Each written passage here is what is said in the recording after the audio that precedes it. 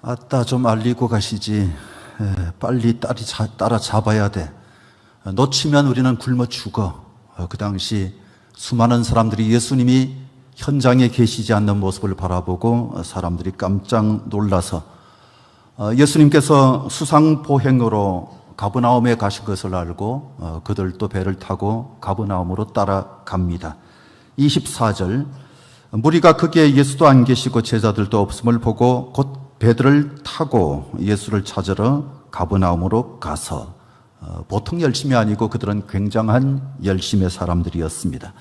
그런데 아주 돋보이는 열심이기는 해도 열심이 사람을 잡는다고, 그들의 열심은 표적의 목적인 예수님에 대한 관심이 아니었습니다. 26절, 너희가 나를 찾는 것은 표적을 본 까닭이요 떡을 먹고 배부른 까닭이라.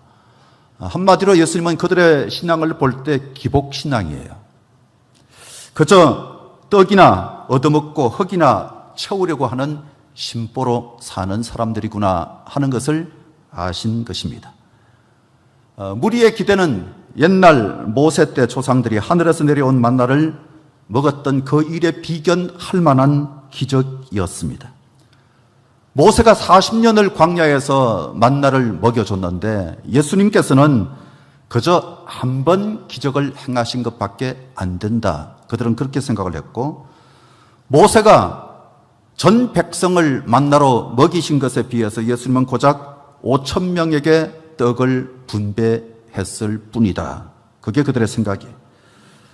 모세가 하늘에서 내린 떡을 제공한 반면에 예수님은 일용할 양식을 준 것밖에 안 되지 않느냐. 그래서 그들은 하늘로부터 오는 표적을 보여라.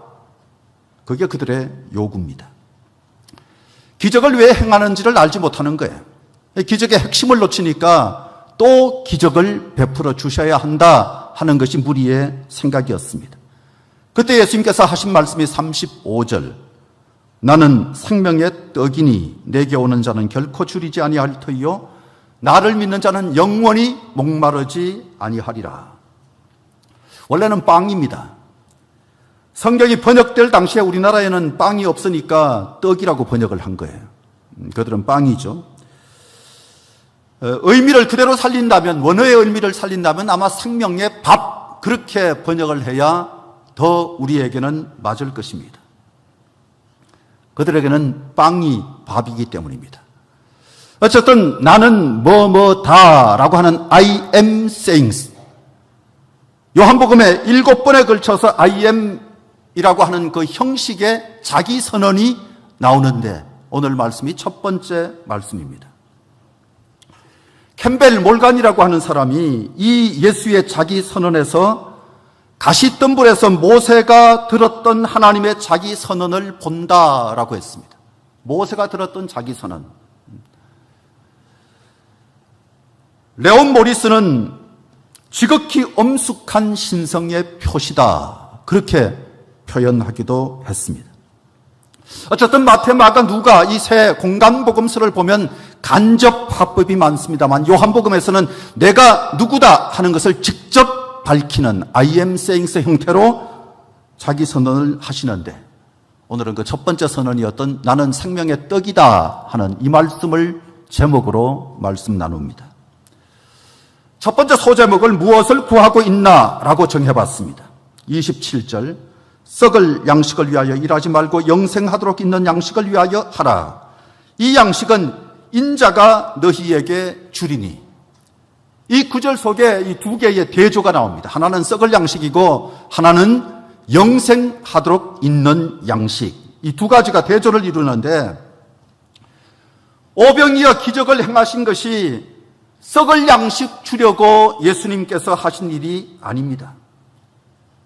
그 놀라운 기적을 행한 것은 바로 자신의 진면목이 어떤 건가 하는 것을 보여주는 것이 목적이에요. 하나님의 아들이시다 하는 사실을 보여주는 것이 목적인 거죠. 그런데 무리들은 예수님의 진면목을 알려고 하기보다는 메시아가 오면 다시 한번 만나 내려줄 것이라고 하는 자기들의 고정된 메시아관, 거기에 입각해서 그저 기대감을 가지고 저분 따라가면 빵 얻어먹을 수 있다라고 하는 생각 가지고 따라온 것입니다.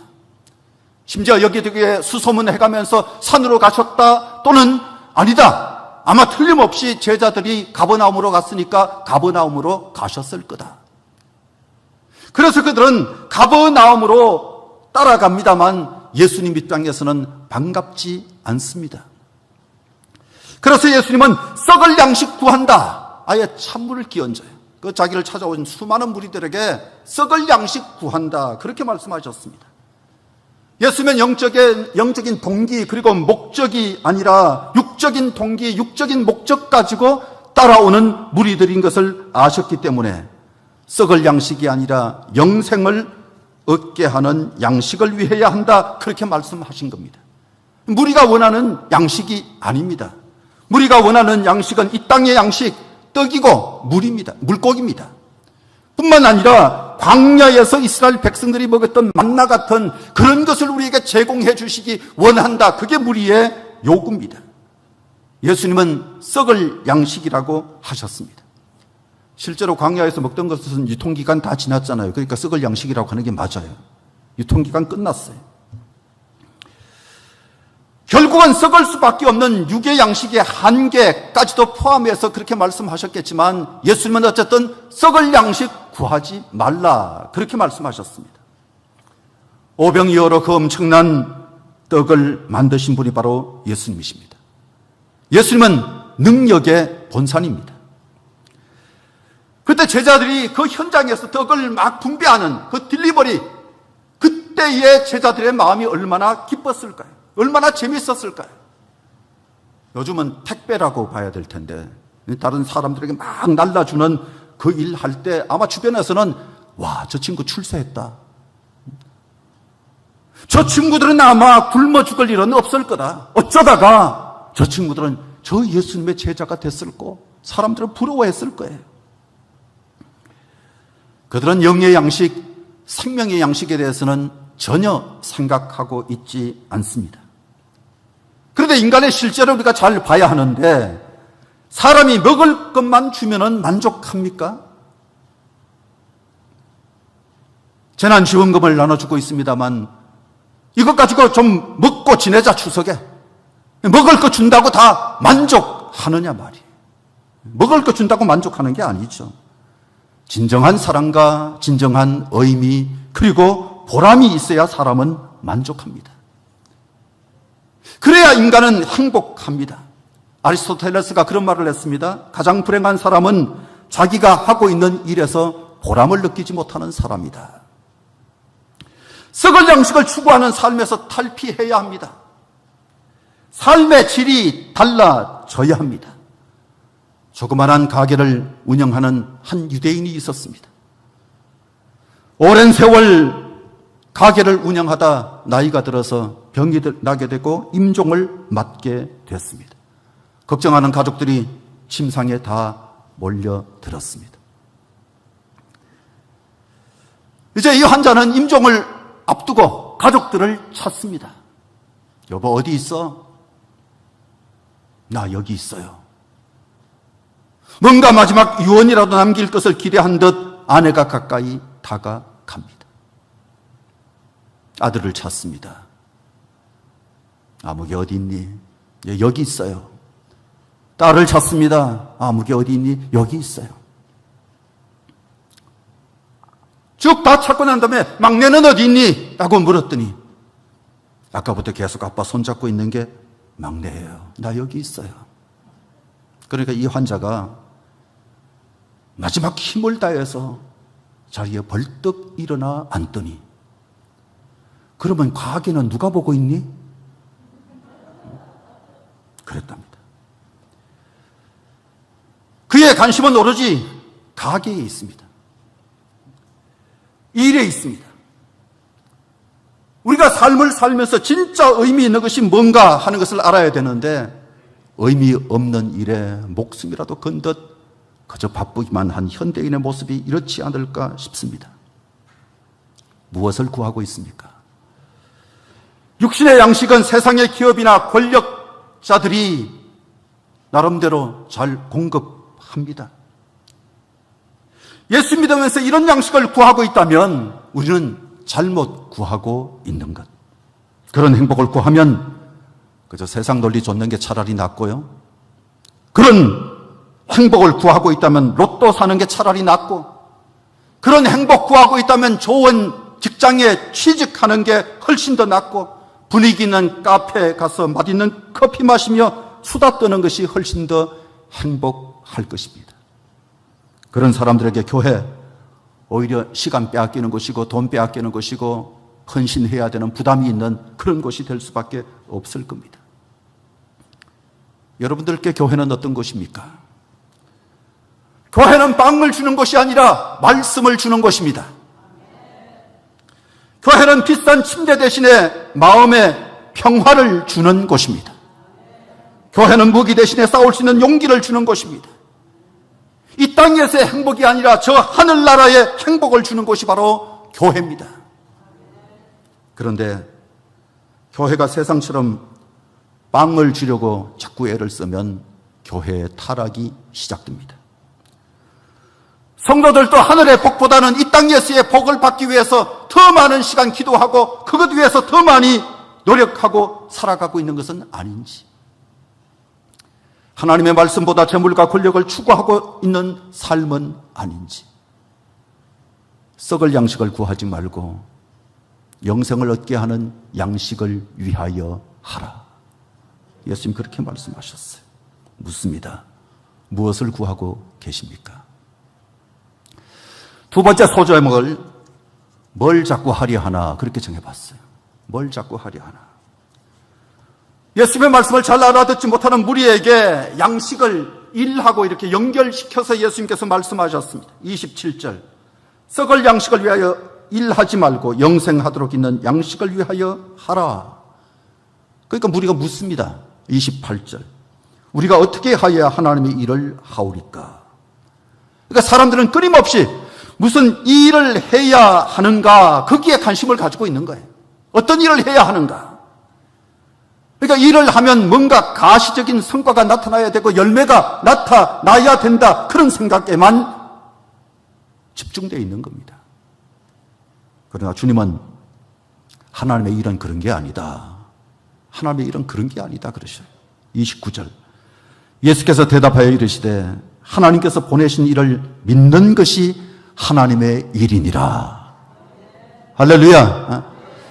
하나님께서 보내신 일을, 다시 말하면 예수 그리스도를 믿는 것이 하나님의 일이다, 그렇게 말씀하고 있는 거예요.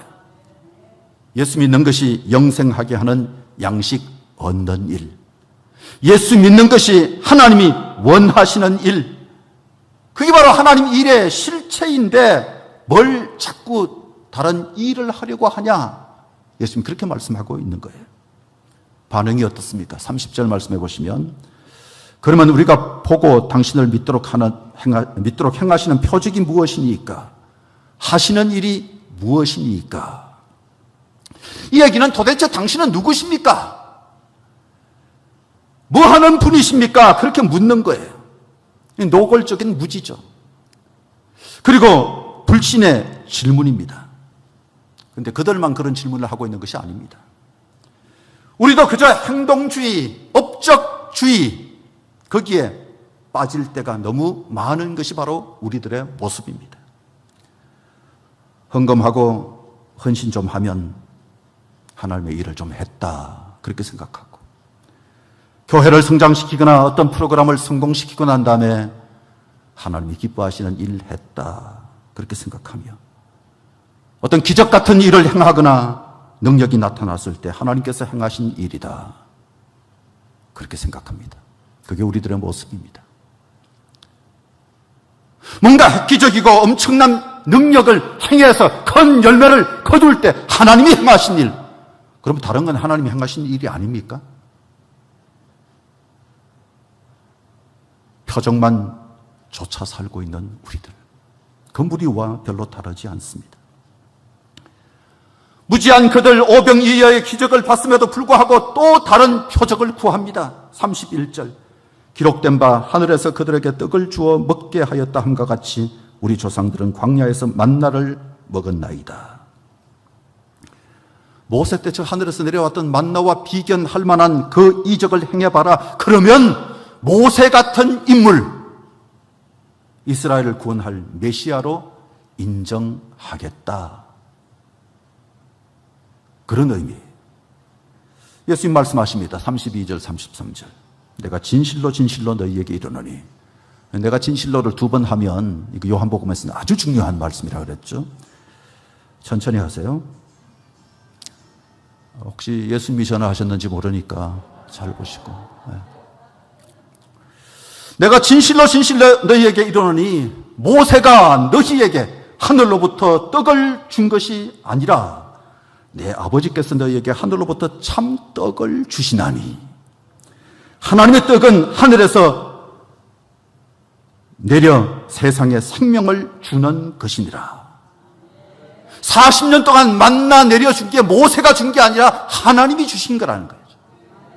그렇잖아요. 모세가 무슨 그렇게 자기 능력으로 행한 일이 아니잖아요. 근데 그 만나도 먹어도 배고픈 거예요.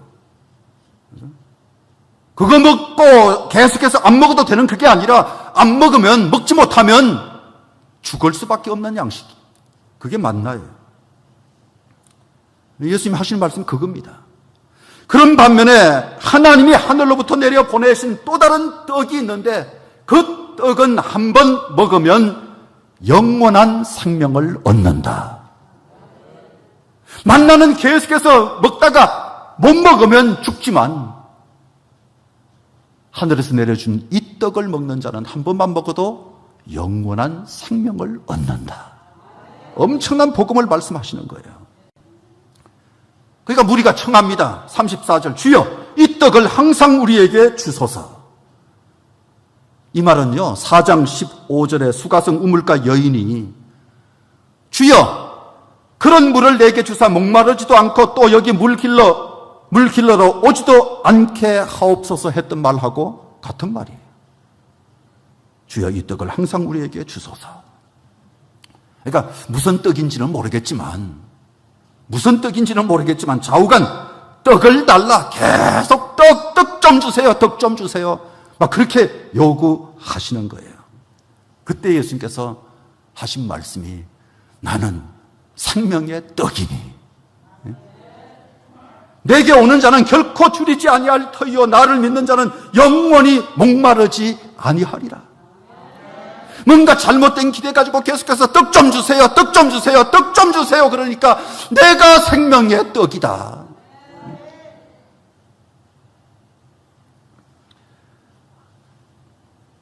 예수님은 당신을 믿는 것이 하나님의 일이라고 하셨습니다.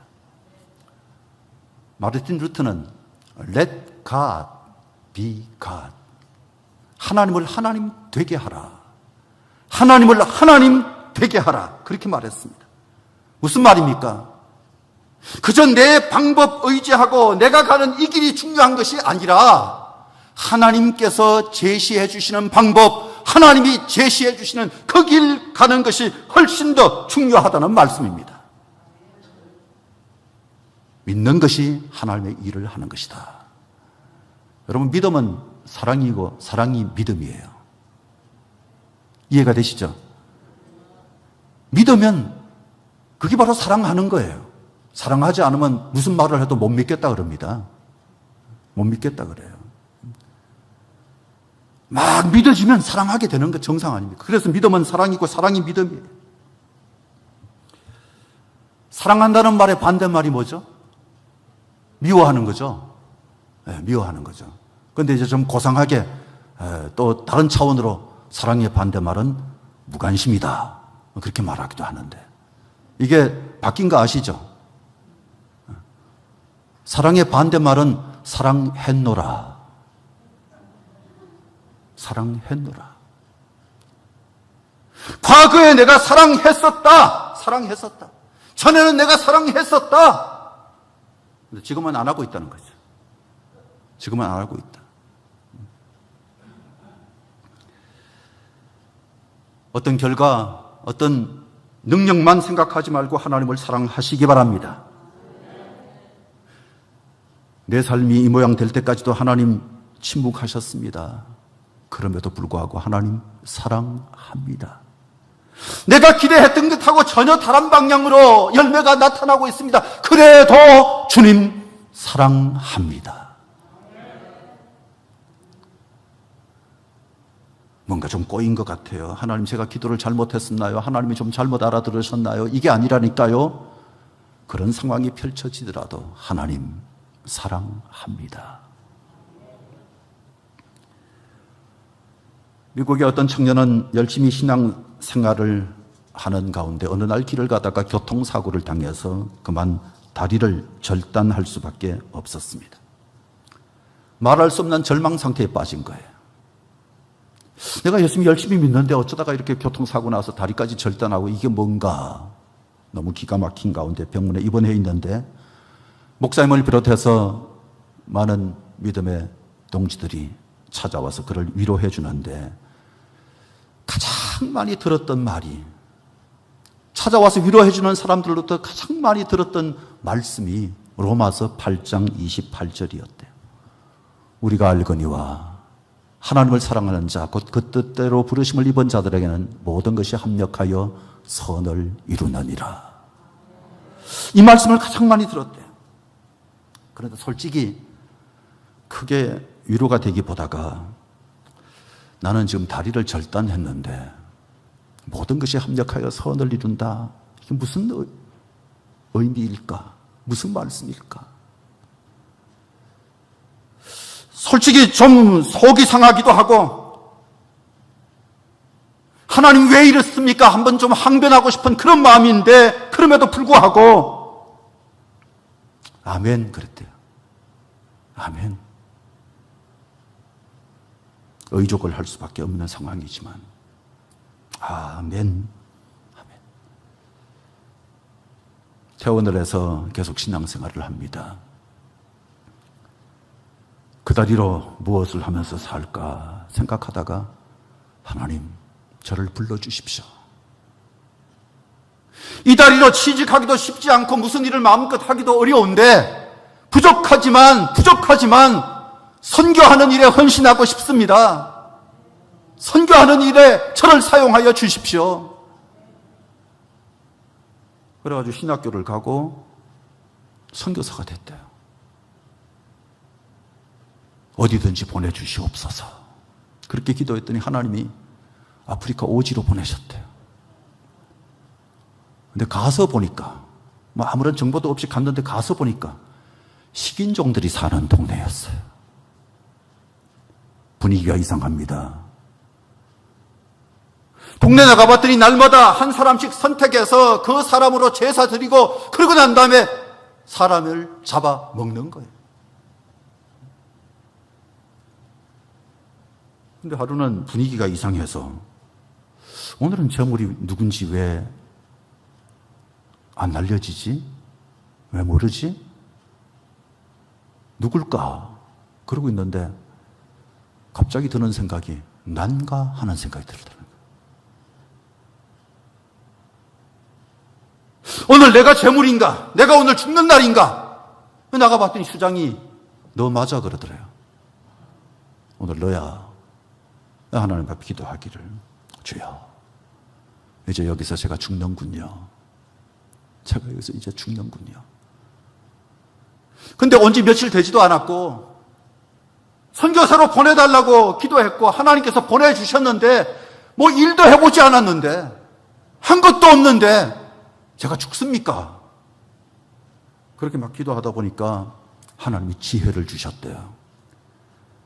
그래서 사람들이 다 이제 자기를 지켜보고 있는데 다리 하나 그냥 싹 빼가지고 그냥 던져주면서 이거 먼저 맛보고 나 잡으시오. 우선 맛배기로 이거 한번 잡숴보고 나 잡숴요. 그랬더니 그냥 식인종들이 벌떼처럼 달려들어서 그 다리를 뜯어먹는데 안 뜯어지는 거예요. 뜯어지질 않는 거예요. 세상에 무슨 다리가 이런 다리가 있나 라고 생각하는데 이 사람이 한 다리 가지고 벌떡 일어서는데 이런 일을 겪어본 적이 없는 사람들이 저건 사람이 아니라 신이다. 그래가지고 그 자리에 다 납작 엎드리고 우리가 잘못했다고. 그래서 회개하라. 그리고 복음을 전했대요. 모든 것이 합력하여 선을 이루느니라. 그들에게 가서 진짜 그들에게 영생하게 하는 떡을 제공한 거예요. 생명의 떡을 제공한 겁니다. 사람이 어떤 처지에 놓이느냐, 그게 중요한 게 아니고, 사람이 무슨 일을 많이 하는 게 중요한 것이 아니라, 하나님의 말씀 붙들고 하나님의 말씀이면 이게 바로 생명의 길이다, 이게 바로 행복의 길이다, 이게 바로 승리의 길이다, 그렇게 믿고 나아가는 것, 그게 옳은 거예요. 현대인들은 그 일에는 열심히 많이 사라지고 다른 일에 너무 바빠요. 일 중독, 이게 바로 한국 사람들의 특징 아닙니까? 완전 탈진하고 스트레스가 얼마나 많은지 모릅니다. 인디어에 디레디레라고 하는 말이 있어요. 디레디레, 천천히 그런 뜻인데, 박노해라고 하는 시인이 2016년 1월 달에 서울 부암동의 락 카페 갤러리에서 인디아 사진전을 열었습니다. 인디아 사진전. 그는 한 잔의 차를 급히 마실수록 차는 빠르게 바닥나듯 빠르게 달려갈수록 주어진 삶은 빠르게 줄어든다, 그렇게 말했습니다. 그때 초대장을 봤더니 그 초대장이 더디 가더라도 함께 손잡고 나가는 사람들, 함께 가더라도 자신만의 길을 찾아가는 사람들의 삶 속으로 그대를 초대합니다. 숨가쁘게 달리던 발걸음을 잠시 멈추고 내 마음 깊은 곳에 가 닿는 시간이 되시기 바랍니다, 그렇게 보냈어요. 전시했던 사진 몇 장을 보면 첫 번째 사진은 나무 아래 독서라고 하는 사진입니다. 나무 아래 독서. 예쁘죠? 두 번째 사진은 라자스탄 여인들의 위엄이라고 하는 제목이에요. 라자스탄 여인들의 믿음. 태양의 땅 라자스탄 여인들은 가슴이 다 서늘해지는 달빛 미인들.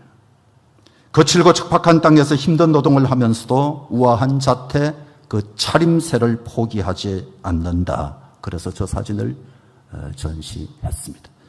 세 번째 사진은 맨발로 동네 한 바퀴라고 하는 제목인데, 흙먼지 날리는 가난한 마을의 골목길을 폐 타이어를 굴리면서 달리고 있는 아이. 비록 맨발로 달리고 있지만 아무도 걷지 않은 길을 걷는 아이가 되기를 원하는 마음으로 사진을 찍었고 그 사진을 전시하게 된 겁니다. 그 다음 사진은 아침을 깨우는 짜이 한 잔.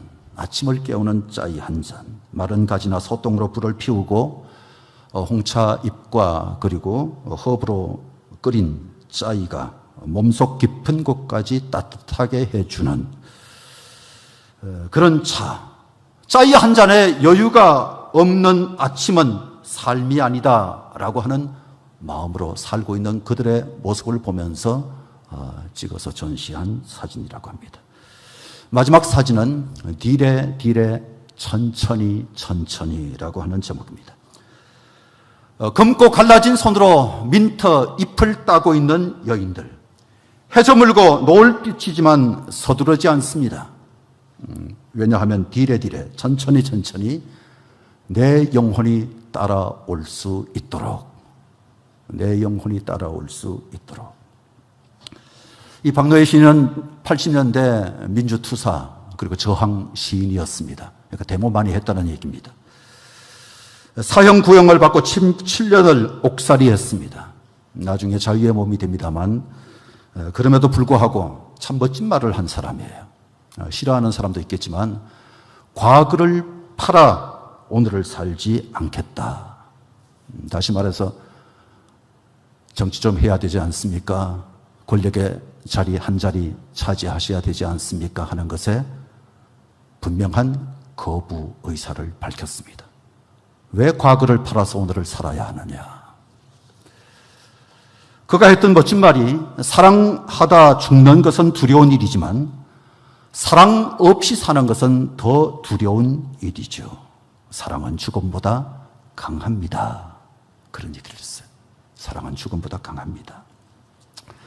코로나 상황, 어쩌면 우리를 강제로 쉬게 하신 하나님의 또 다른 조치입니다. 그저 빨리 끝나기만 바라는 조바심 가지고 삶을 살기보다는 집 나갔던 혼이 다시 돌아오기를 기다리는 시간으로 삼는 것이 차라리 낫지 않을까. 너무 바빠서 혼이 다 빠졌던 인생에게 소중한 것이 무엇이고 무엇을 향해 그렇게 달려왔는지 생각해보는 잠깐 멈춤의 시간.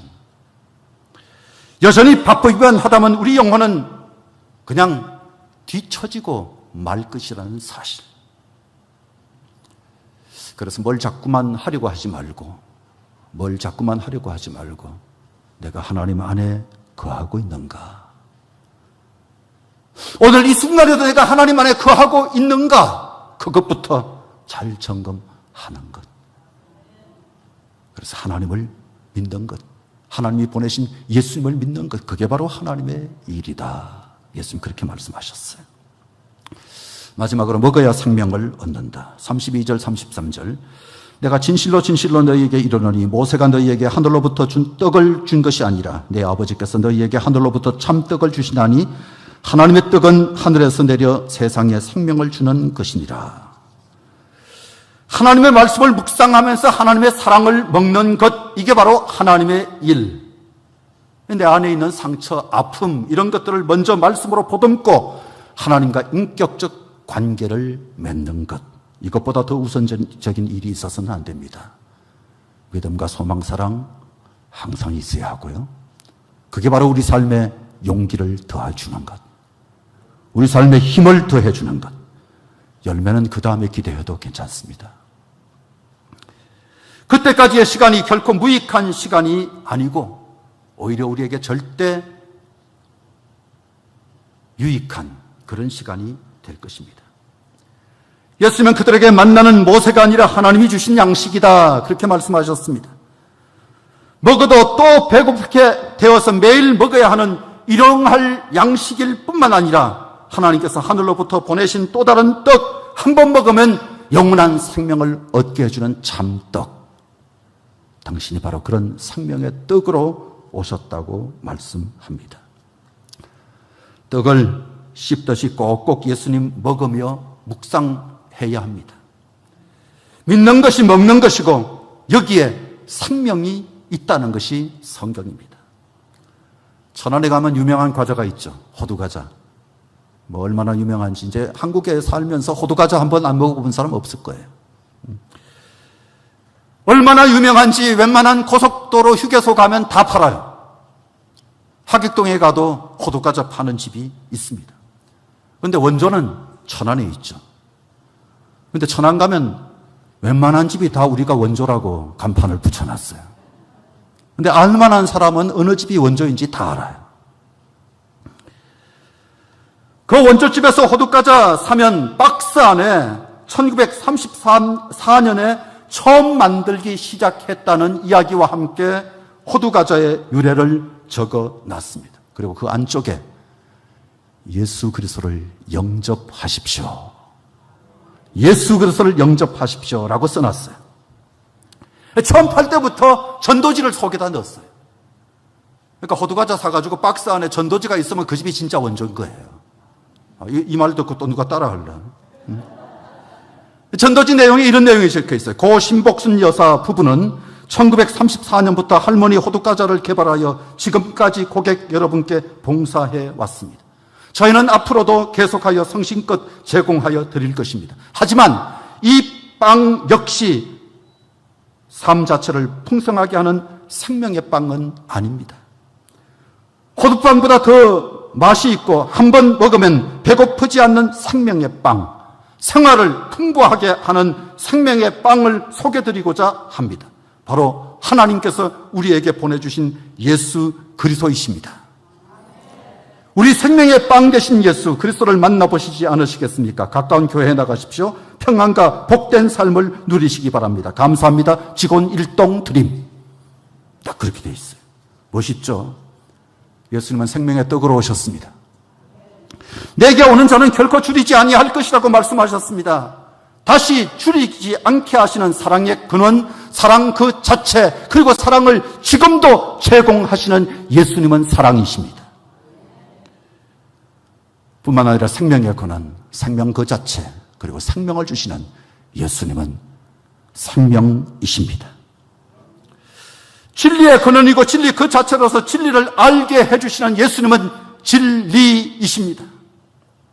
예수님 플러스 알파를 생각하지 마시고 예수님 한 분으로 만족하고 예수님 한 분만이라도 충분합니다 라고 하는 자세 가지고 사시면 우리도 다윗처럼 여호와가 나의 목자시니 내게 부족함이 없습니다. 아마 그런 고백을 할 수 있을 줄로 믿습니다. 더 깊은 사랑으로 행복한 가을 되시기를 주의 이름으로 축복합니다. 기도하겠습니다. 하나님 감사합니다.